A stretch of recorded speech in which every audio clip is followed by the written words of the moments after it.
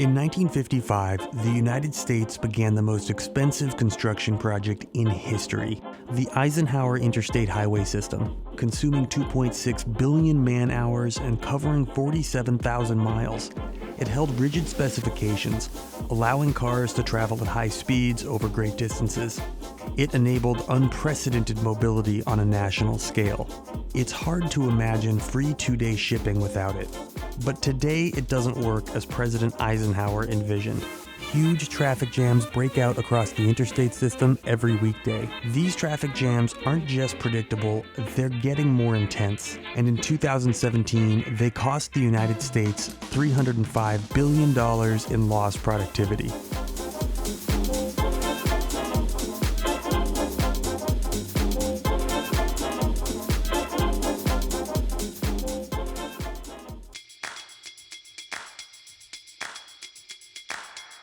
So from a traffic engineer's point of view, the highway doesn't look like it's a solid 3 lanes.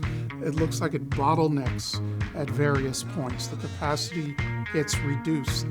But to the average person, I don't know why I have a traffic jam here every single day.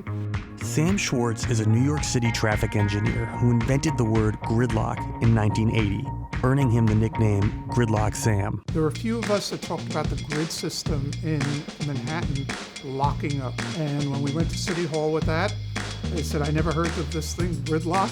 We need guys who know how to deal with it. So the word caught on like that. I was getting calls from dictionaries, encyclopedias. During Sam's career, New York City grew much faster than its transportation network. Today, congestion is at an all-time high, and the city now issues gridlock alert days, advising drivers not to come. And it's not just New York. Everyone knows that traffic is a waste of time. But what's harder to see is that traffic is a waste of capacity. There's an illusion where the road appears to be busy, but fewer passengers per minute are flowing through. Now, the highway looks like it's as jammed as could be. In fact, you can move more vehicles if they were all moving at a higher speed. So there's a famous traffic engineering curve where a curve reverses itself. If you plot the relationship between traffic speed and flow, it makes a sideways U. And if you color the U to match traffic conditions, it's easy to see how gridlock wastes time and capacity. Traffic slows down as the road fills up. At around 2,000 vehicles per lane per hour, road capacity peaks. Adding just a few more vehicles jams the road, often for hours, flowing the same as a relatively empty road moving at a much higher speed. And when you get to that zone, something happens. You add a few more vehicles, someone hits their brakes, suddenly there's a shockwave effect and you go from 40 miles an hour to 15 miles an hour and you don't know why. It could have been temporal, but there was an incident before that occurred, but the incident is over. What happens when you have really heavy traffic is that even small incidents, small disturbances, means that traffic will just break down. And then you have these really ultra long travel times, which you want to get rid of. Jonas Eliasson has been managing gridlock in Sweden's capital city of Stockholm since the early 2000s. Even though it's tiny compared to New York City, Stockholm has similar geography. Despite not being very many people, we have very high, or rather we had very high levels of road congestion. And that's because we're built on islands with lots of water everywhere and very narrow bridges. We still have, rather heavy traffic, especially in peak hours. But it's really a significant difference. Not just the travel times went down, but also the travel time reliability became much better. Despite us being much more people and having more cars, the number of vehicles entering the inner city is actually as low now as it was in 2006. Even extremely wide roads, like Atlanta's 7585 or the 405 in Los Angeles, experience gridlock on a daily basis.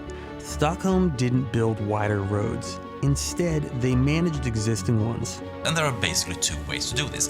Either you queue, and then you have car queues blocking all the streets, or you price it. There is really no way out of this. You either price it or you queue.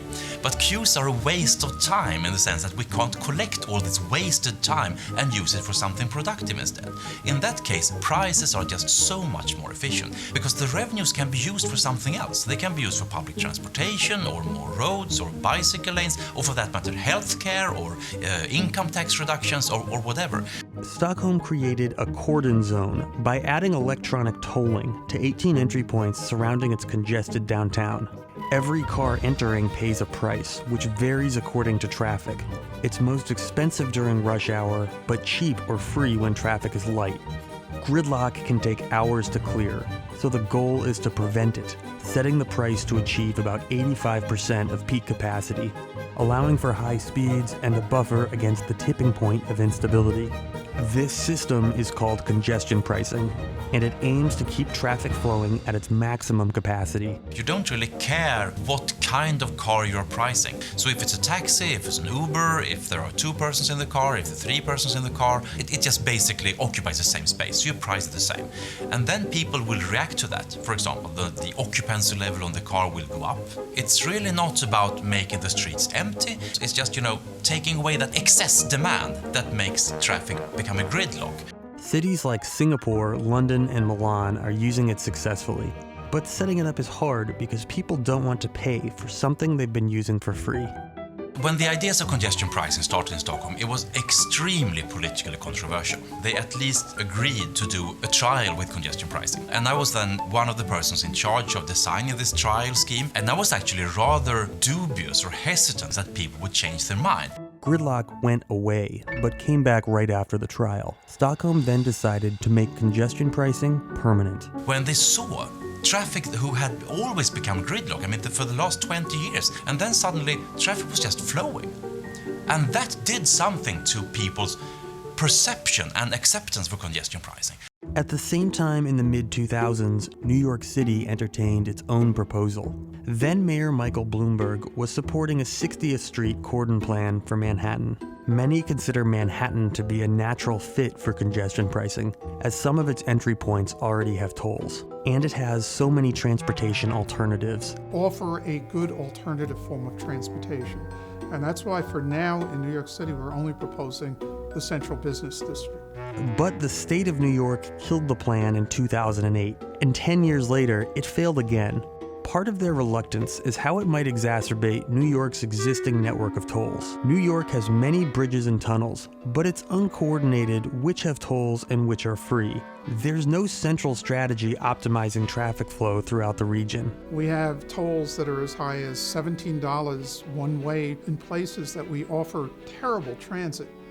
But we don't have tolls on the Manhattan Bridge, where we offer 4 subway lines going right next to you as you're driving by. So I call it a cockamamie pricing scheme. We have the tolls in the worst place. What I've recommended is that we wipe the slate clean and just put a bunch of smart people around the table, map of New York City, show all the bridges, all the tunnels, and then come up with some type of plan. And you need to tailor the system to fit that particular city's geography. Cordon pricing is a very natural model in a typical European city. In quite a lot of American cities, the topology of the urban network, of the traffic network, isn't really your friend. That being said, something can be done.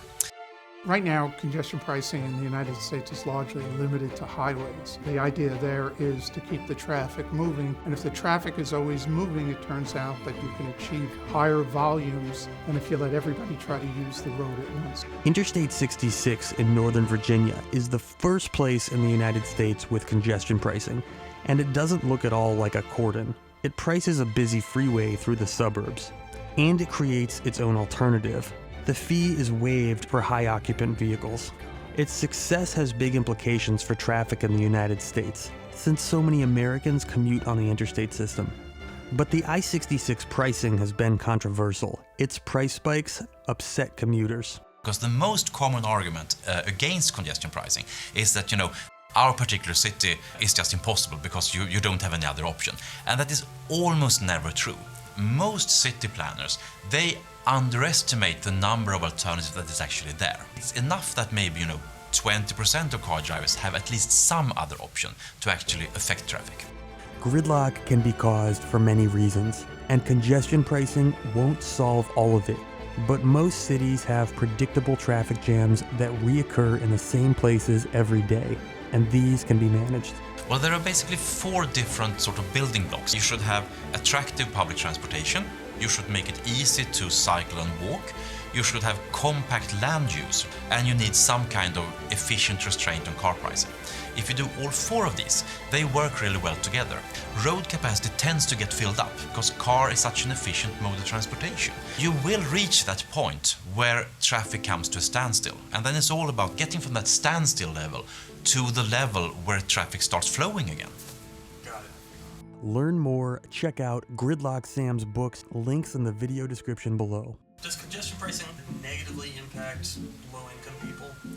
Well, no, not really, because the thing is that rich people drive much more. They have more cars and they also drive longer. It's unlikely that low-income people in any significant numbers are driving into Manhattan, at least during the business day. The lower-income people are predominantly in the subway system, and so congestion pricing is aimed at improving the transit system, as well as reducing congestion on the surface.